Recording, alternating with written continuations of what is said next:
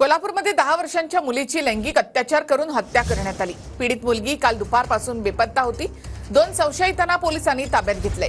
बदलापूरमधील घटना ताजी असतानाच कोल्हापूरमध्ये ही दुसरी धक्कादायक घटना घडली।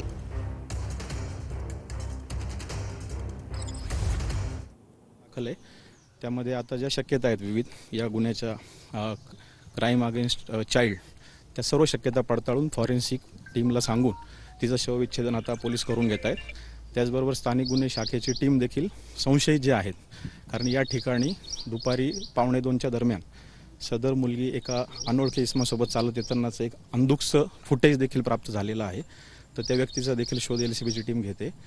कोल्हापूरसारख्या घटना जे त्या सर्वत्र महाराष्ट्रात घडतात। आज कोल्हापूरमध्ये देखील 10 वर्षाच्या चिमुकलीवरती अत्याचार झाल्याची घटना खून झाली आहे। मात्र अत्याचाराचा संशय नाही, कुणालाही सोडलं जाणार नाही।